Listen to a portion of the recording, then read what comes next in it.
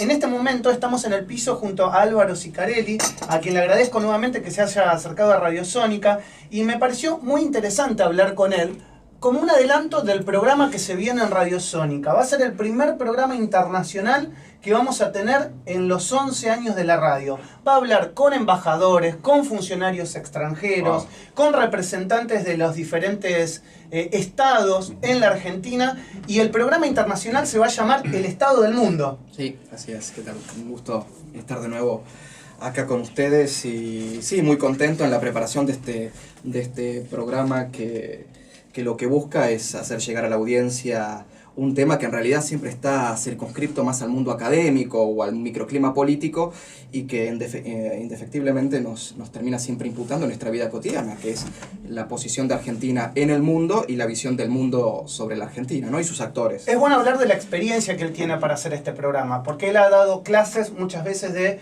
temas internacionales, ha participado durante gran periodo de tiempo en el Instituto Hannah Arendt de Lilita Carrió. Fui su asesor. Fuiste durante asesor 4 años de política exterior. De política exterior. También has estado en la Fundación Summa, hablando con relaciones que tanto, bueno, conflicto te generó en este último tiempo, que te hizo público, de temas internacionales, y bueno, y eso también te ha generado y te ha abierto. Fui director de Asuntos Globales de la Vicepresidencia de la Nación, digo, sí, es un tema que me he formado, no solamente en relaciones internacionales, sino también en temas de defensa, en temas de perspectiva, digo, bueno, es un tema que siempre me ha apasionado. Bueno, con lo cual, la pasión hoy se transforma en un programa de radio, El Estado del Mundo, a partir de diciembre en Radiosónica. ¿El Estado del Mundo? El Estado del Mundo, o Estado del Mundo. Estado del Mundo. Estado del Mundo. Así que hoy quiero que él me cuente sobre qué pasó en Estados Unidos como adelanto de su programa. Bueno, ¿qué no pasó en Estados Unidos luego de la elección del 8 de noviembre? A mí me gustaría arrancar, bueno, obviamente todo nos lleva a debatir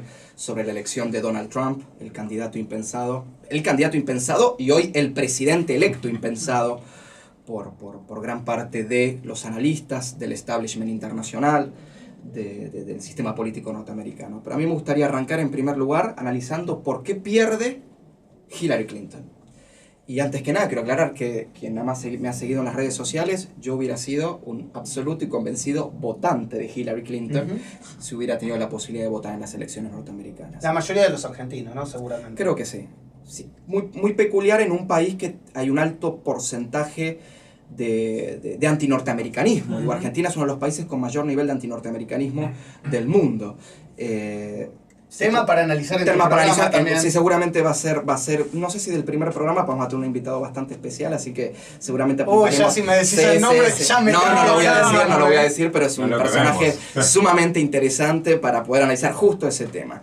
Y digo por qué hay que analizar que Hillary Clinton pierde, porque Hillary Clinton claramente era la candidata más preparada para poder ser presidenta de los Estados Unidos. Hillary Clinton fue primera dama, pero una primera dama con una incidencia política incluso superior a la que tuvo Michelle Obama durante el mandato de su esposo, por haber sido ella quien defendió abiertamente y públicamente varios programas en materia de seguridad social del gobierno de su marido.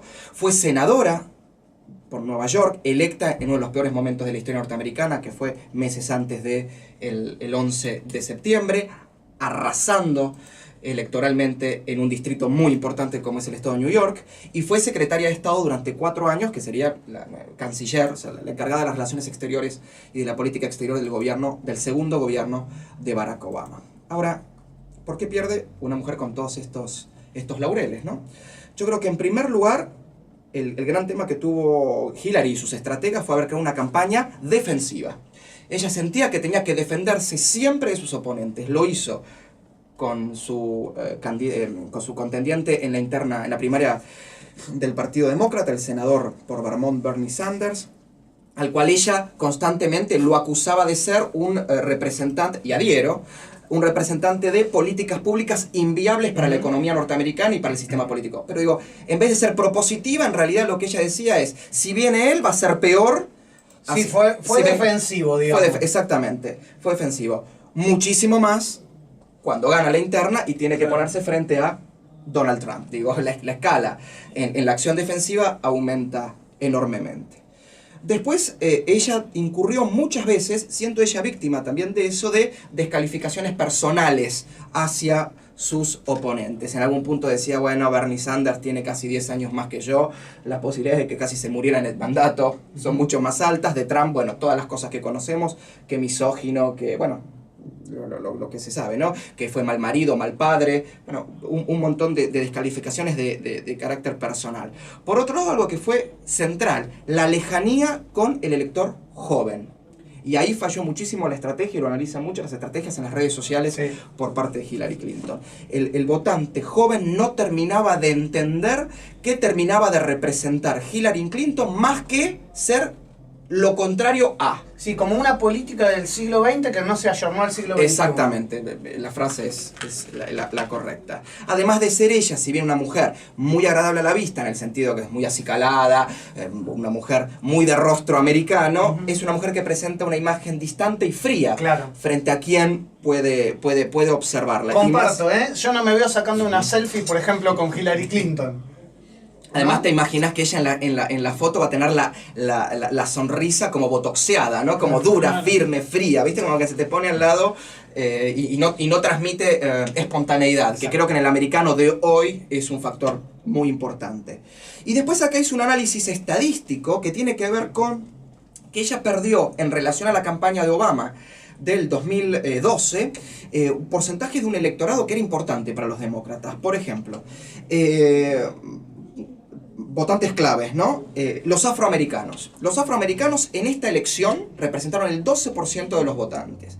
El año 2012, a Obama lo votó el 95% de los votantes afroamericanos que se presentaron en la elección, ¿no? Ahora a votar. Y a Romney, que era el candidato republicano, el 5%. En el 2016, Hillary pierde un 5% de esos votantes, y Trump gana un 5% de esos votantes, por lo cual revierte una tendencia que históricamente era negativa para el Partido Republicano. Los latinos. A ver, esto es interesante analizar, tanto que hablamos de los latinos, a ver. Los latinos que representan el 11%, o sea, representan el 11% de la masa electoral en esta elección. En el 2012, a Obama lo votó el 75% del electorado latino, y a Romney el 25%. 4 años después, a Hillary Clinton lo vota el 65% de los latinos. Pierde un 10% de 10 puntos del votante latino, y Trump gana 5 puntos más, por lo cual eleva a 30% el electorado. Que si uno lo analiza con otros candidatos republicanos, rompe la media de los republicanos. Después tenemos el votante blanco, que es el votante definitorio, hoy por hoy, que es el 70% del electorado. En el 2012, a Obama lo vota el 40% del electorado blanco, mientras que a Romney lo vota el 60% del electorado, tradicionalmente volcado a los candidatos republicanos. En el caso del 2016, Hillary pierde otra vez 10 puntos, saca el 65% del voto blanco, y, pierde 3 puntos, saca el 37% del electorado blanco, y Trump gana 2 puntos del electorado blanco en relación a Romney 4 años antes. Y después, para analizar justamente el voto joven, que no hay unas estadísticas... Sí, pero espera, porque ahí es un dato más que interesante, porque todos dicen que la elección se pierde por parte de Hillary o se gana por parte de Romney por el voto blanco. Y ahora estamos viendo que no es tan así. En el voto latino pierde un 10% Hillary. La gran pregunta es esa, ¿no? ¿Por qué en tantos años, en estos 8 años de Obama, termina perdiendo esa cantidad de votos? Que eso lo hace perder Florida. Sí, obvio. Que eso lo hace perder Florida. Y es lo que hace ganar a Trump. Claro. Y en relación al electorado joven, en el 2012 tenemos que a Obama lo vota el 60% del electorado joven contra el 35% del electorado de Romney, que se identifica como republicano, y a Hillary pierde 10 puntos de ese electorado, y Trump gana 2 puntos sobre su antecesor como candidato. Esto claramente muestra también la pérdida de estados clave, los famosos estados bisagras, que aportan la mayor cantidad de electores al colegio electoral. Por eso mucha gente se asombra cómo Hillary sacó más votos en realidad en masa electoral que Trump, pero pierde. Bueno, por este sistema de... Explicárselo eso a Janice, que hoy me ha preguntado. Por favor, es que te juro que no entiendo, porque yo veía... Estás enojada, además. Te veo, no entiendo cómo enojada. Me molesta. porque yo veía que necesitaba 270 votos para ganar. Ajá. ¿270 votos de qué? De electores. A ver, el sistema electoral norteamericano es el sistema idéntico al que teníamos antes de la reforma del 94 en Argentina, que es la gente vota de forma indirecta. Si bien vota a un candidato, vota en realidad a un grupo de electores que se van a reunir en una asamblea para elegir al candidato que haya sumado mayor cantidad de electores. Como que eligieras provisoriamente una Cámara de Diputados que va exclusivamente a elegir A designar al presidente. al designar al presidente electo. Entonces, ¿qué pasa? Hay estados que en la suma pueden darte más votos, 1 más 1 más 1 más 1, pero tienen menos electores a esa asamblea. ¿Y cómo se determina la cantidad de electores que tiene Por la cada población. estado? Por la cantidad de habitantes. Por la cantidad de habitantes, por la población del estado. Entonces vos tenés, por ejemplo, estados como California y New York, donde arrasó Hillary Clinton, Va con que tenía 55 electores, 55 electores y el otro no 29 el acuerdo. otro, y 29 el otro, y después estados como Delaware, donde también arrasó Hillary Clinton, pero por su densidad poblacional solamente envía al colegio electoral 3 electores. Lo que pasó con Alaska, que da 3 electores nada más. Exactamente, porque vos mirás, hay estados de donde ganó Hillary Clinton, Hillary sacó el 60% de los votos, pero en realidad envía 3, 4 electores, y en la suma Esto el resto. nunca se va a modificar en Estados Unidos, ni está en vía de Y modificación. ahora todos estos movimientos que acaban de salir a la calle en Nueva York están planteando ¿no? la reforma. Es otro tema que también sería interesante. Y porque realmente no estaría representando el voto real de toda la gente. Bueno, esa fue la discusión que se dio en la Convención Constituyente del 94, de que el sistema de elección indirecta no representaba necesariamente la voluntad del voluntad electorado. popular. Ahora, hay una gran diferencia también. En Argentina el voto es obligatorio, por lo cual Claro. la masa Claro. electoral que se presenta, la masa de electores que se presenta, o de votantes que se presenta a la elección, a emitir su voto, es de comúnmente un 80-85%, mientras que ahora en Estados Unidos se presentó el 40 y tanto por ciento. Y de fue un lo- número alto. Y fue un número alto. Florida fue el Ujú. récord de su historia. Yo no tenía ni idea de que no era obligatorio. No, no es obligatorio. Bueno, ya hoy aprendiste algo Bien. nuevo. Increíble. Álvaro te enseñó algo nuevo. Porque según los padres fundadores, no te pueden conculcar la libertad de siquiera decir no quiero ir a votar. Sí, ahora, el 45% fue y fue récord y estamos hablando de la mitad, menos de la mitad de la población. Exactamente. Pero ahora de repente todo el país sale a quejarse. Entonces, claro, ¿de qué bueno, te estás eso quejando si es- no fuiste a votar? Ah, exactamente, es otro gran debate. Eso lo dijo, Todo bien, pero- eso lo dijo Lady Gaga Sí. ayer en las redes sociales. Digo, esto se generó. Ahora, otro tema que creo que por qué perdió Hillary Clinton es porque Hillary Clinton y sus estrategas pensaron Estados Unidos como escenario político solamente viendo el norte de la costa este, o sea, los estados de New Jersey, New York, Delaware, Vermont, Maine, y la costa oeste. Washington, California, el estado de Washington, California, casualmente, donde ganó. Ah, no.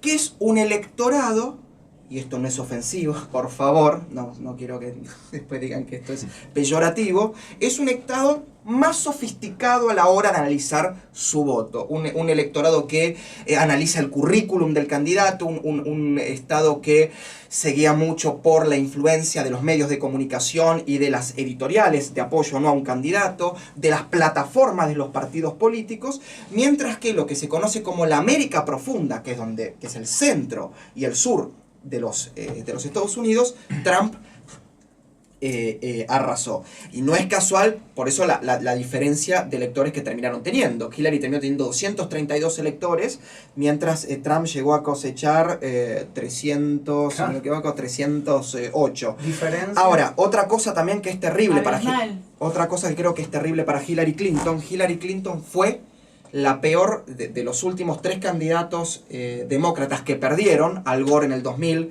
y John Kerry en el 2004, fue la que peor performance en electores tuvo. Ella sacó 232, mientras que Al Gore sacó 266 en una elección muy reñida y que fue polémica, y John Kerry 251 contra la reelección. No, de Bush. claramente, a ver, ahí hay que analizar, porque vos me estás diciendo todo el currículum de Hillary y parece que era la candidata ideal para ser presidenta de Estados Unidos. O sea, lo que pasa es que hoy también entran otras cosas en juego, o sea, el carisma, como todo lo que vos estás analizando. Es decir, hoy en día vos podés tener muy buen currículum y no necesariamente ser el mejor candidato. Tal cual. Exactamente, de eso estaba por preguntarte, porque si vos bien decís que es una de las más presentadas, había mucha gente que le echaba la culpa también al Partido Demócrata de no haber elegido correctamente a su candidato. Claro. Para vos, Si no era Hillary, ¿quién podría haber sido? Es que la verdad se había polarizado tanto con Bernie Sanders que realmente no recuerdo en este momento un mejor candidato. Quizás lo que le hubiera servido al Partido Demócrata era haber elegido un candidato de origen independiente, o sea que no forme parte de las estructuras del Partido Demócrata, un outsider, pero que tenga impacto en el electorado y vocación de convocar al electorado, Claro. que es lo que planteas vos, que se lance a votar masivamente, a presentarse en la elección y votar masivamente. Bueno, es algo de lo que tiene Trump y de lo que generó Trump. Y acá voy. ¿Por qué gana Trump? Ahora, uno dice claramente, por lo que vimos en las estadísticas, a Trump lo vota masivamente una mayoría que es blanca, que pertenece a los cinturones industriales, por eso vemos que Trump le arrebata a los demócratas estados del cinturón industrial, como es Pensilvania, como es Florida y como es Ohio, tradicionalmente estados que se volcaban a los candidatos del Partido Demócrata, y son mucho votante blanco rural, principalmente del sur, de los del centro y del sur de los Estados Unidos, y son votantes que no han percibido en su vida cotidiana los beneficios que tuvo cierta recuperación económica lograda por el gobierno de Barack Obama.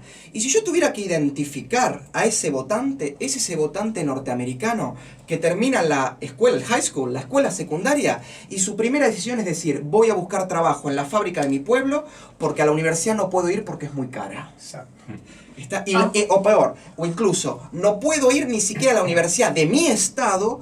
¿Por qué? Porque en realidad, en el sistema laboral norteamericano, lo que pesa es ser graduado de las 15 grandes universidades, se llama la Ivy League, de las 15 grandes universidades, de Harvard, Yale, Columbia, de las 15 grandes universidades norteamericanas. Es interesante, es el votante de clase que termina siendo después, porque tiene ese primer trabajo, clase media o clase media baja, o tiene que pagar una hipoteca el resto de su vida y que no sabe si la va a poder afrontar, que no sabe si la va a poder solventar, que obviamente le gusta vivir en el sistema capitalista porque no es el sistema, es el sistema al que conoce, al que cree, pero no ve realizado su sueño americano. Totalmente. Y además ve varias cosas. Ahora, ve varias cosas. Por ejemplo, también que en su fábrica, porque también hay una cuestión de la construcción hereditaria del trabajo. Es decir, el padre, el hijo, el abuelo, el padre y el hijo trabajan los tres en la misma fábrica en estos estados. Y de repente, por ciertas políticas de acción afirmativa, de discriminación positiva, de repente aquel que esperaba o suponía que su hijo iba a tener un puesto de trabajo en la fábrica donde la familia viene trabajando, de repente una persona que de nombre Mohamed, o una persona de alguna de las minorías creciente en materia inmigratoria, entra, ni siquiera a veces por mérito, entra por cubrir un cupo, ¿no? Un cupo que tienen que cubrir con los inmigrantes, y obviamente eso genera, justificado o no, cierto rencor en ese votante. Y ese votante, y después hay otro votante muy interesante que se vio con los analistas de opinión. Los analistas de opinión decían, cuando uno llamaba para hacer una encuesta telefónica en vivo con el potencial elector, el elector te decía, voto Hillary. Hacías el mismo llamado al mismo elector con una máquina, o sea que el elector no hablaba con el encuestador, votaban a Trump. El voto vergüenza. El voto vergonzante y el voto oculto de mucha gente, ¿no? Que acá subió, yo no lo voté. ¿Vieron el famoso yo no lo voté? Bueno, que eso pegó. Ahora, también, claramente, preguntarnos cómo un neoyorquino multimillonario con un triplex penthouse en Manhattan, o sea, representante de ese capitalismo que salvaje o que los excluye o centralizado, logra captar la atención. Y los va a representar. Claramente porque también en estos sectores, donde hay mucha influencia de las iglesias evangélicas y muchas iglesias evangélicas de credo extremista, se aboga por la figura mesiánica. Este hombre que logró, llegó, la tiene, pudo, va a venir y me va a decir cuál es el secreto para que yo fuimos también adelantados. No, mi amor, no le conviene que vos llegues porque si no él tiene menos. No, fuimos adelantados. El populismo que hoy se ve en Estados Unidos, nosotros lo tuvimos mucho antes. Claro. Tuvimos visión de futuro. Bueno, Scioli salió a decirlo, a felicitar a Trump y dijo, bueno, entendió a las masas populares. Visión de futuro. Ahora van a decir que Trump es peronista. Digo, siempre se van a adjudicar. Hoy no, ya lo dijimos ayer. Siempre se van a adjudicar.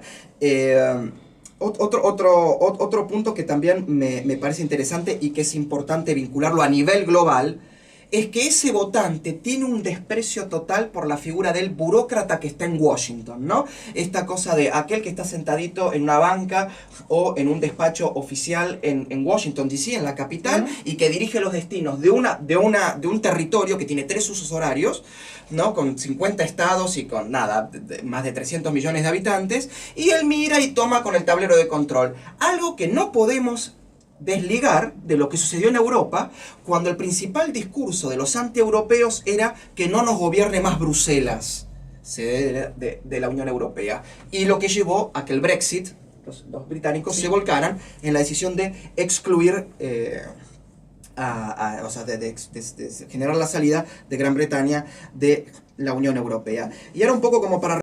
y si quieren seguimos debatiendo es, ¿qué pasa ahora? Este hombre hizo promesas, ¿no? Prometió cosas. Entonces, ¿Qué prometió? Prometió levantar un muro en la frontera mexicana Levantar los propios mexicanos. y que la tienen que levantar los propios Y pagar mexicanos ellos. y pagar ellos. Y acá voy a frenar un minuto. Yo no sé si les pasó algo. Yo no sé si les pasó algo. Dos cosas me pasó a mí. Yo cuando veía las fotos que tuiteaban de Trump y su familia en el búnker mientras iban llegando los datos promisorios, la cara de desencajado de él. Yo creo que este hombre, no sé si quería ganar, más que mostrar que él puede hacer lo que se le antoja, cuando quiera, como quiera y donde sea. Y sin embargo, bueno, llegó. Y después el discurso de la victoria. El discurso de la victoria parecía otro Trump. No era el Trump de la campaña. Un Trump que hablaba de unidad, de ecuanimidad, que celebró no solo celebró haber participado en una campaña con Hillary Clinton, sino que dijo que Hillary Clinton fue una gran servidora al país durante los últimos 30 años, Sí. después de haberle dicho bruja, que la iba a meter presa. Digo, era absolutamente otro Trump. Lo que a mí me llama la Quería atención... ganarse a la gente que no lo votó. A ver, o que no le iba a votar, o creo que él dijo, bueno, para ganar necesito hacer esto. Me hace acordar el salariazo y la revolución productiva de los 90, ¿no? Es decir, digo esto para ganar y después haré un gobierno moderado, o este hombre tomó conciencia de la enorme responsabilidad que va a tener ahora como líder de la principal democracia del mundo, ¿no? Y acá, bueno, ¿cómo se plantea él? El 79% de los votantes de Trump y el 19% de los votantes de Hillary apoyan levantar el muro. Punto número 1. Para ver cómo plantearse Sí, la esto. visión. La visión. Después se prometió el bloqueo a la comunidad musulmana, restringir totalmente el ingreso de inmigrantes de confesión islámica y hacer algo así como una gran racia en el cual controlar a aquellos que, aunque estén legalizados, cuáles son sus actividades políticas, culturales Difícil. y religiosas, más aquellos que están indocumentados porque los relaciona con vínculos con organizaciones extremistas y terroristas. Pregunta, ¿deportarían a los ilegales? Y bueno, estas son todas las... En 24 A ver, horas. que él lo Tenés quiere que ir, hacer, que él lo tenés quiere que hacer hacer, tus valijitas e irte. Claro. que él lo prometió, ¿Cuál bueno, es el plan? que él lo prometió, vamos a ver. El tercer punto, también muy importante, que era anular el famoso Obamacare, que es la ley de seguridad asequible que generó Obama, que es presentar al Estado como un prestador más de seguridad social. Él dice que la quiere anular para presentar una muchísimo mejor. Pero en el caso de anularla, y hasta que se implemente la nueva, podría dejar a 20 millones de norteamericanos sin esa cobertura social. Y después el cuarto punto, que es bien a escala internacional, que tiene que ver con la renegociación de los tratados de libre comercio, el famoso NAFTA, el Tratado de Libre Comercio de América del Norte, con México y con Canadá, y también el muy importante que están negociando ahora, que es el Acuerdo del Transpacífico, donde él dice que, si bien no los va a anular, la posición de él va a ser intransigente en hacer una modificación de 180 grados, poniéndolo poniendo el proteccionismo interno hacia Estados Unidos como con un papel preponderante. Claro, pero poniéndolo en una mesa de negociaciones con pesos pesados, porque va a tener que negociar con el primer ministro de Japón, con su amigo Putin, con el presidente de China, con Peña Nieto, con Justin Trudeau, que es uno de los líderes más populares de la historia de Canadá, que es primer ministro. Digo, no es tan simple. ¿Qué tiene hoy Donald Trump para poder hacer esto? Tiene una Cámara de Representantes con mayoría propia, pero cabe destacar que los republicanos, si bien la mantienen la mayoría, perdieron 8 diputados de los que tenían, y una minoría demócrata, por lo cual perdieron 5 electores en relación a lo que tenían, y una mayoría simple en el Senado. Y obviamente mucha gente movilizada en contra, Claro. esperando a ver qué va a suceder. Bueno, Álvaro, la verdad que esto fue un adelanto del estado del mundo. La verdad que muy agradecido por todo por este favor. análisis, porque realmente fue un análisis privilegiado que hemos tenido con datos, con información, con estudio que le pusiste a esto, y esto es un adelanto de tu programa que se viene en Bueno, diciembre. Así que esperemos. te Muchísimas agradezco. gracias. Si querés dejar tu Twitter para que la gente te siga, te mande algún mensaje. Cómo no, mi Twitter es @al Cicarelli, Zicarell y latina. Bueno, muchas Después gracias tendremos del y programa. éxitos en el programa. Bueno, muchísimas gracias a ustedes por Éxitos. invitarme. Gracias.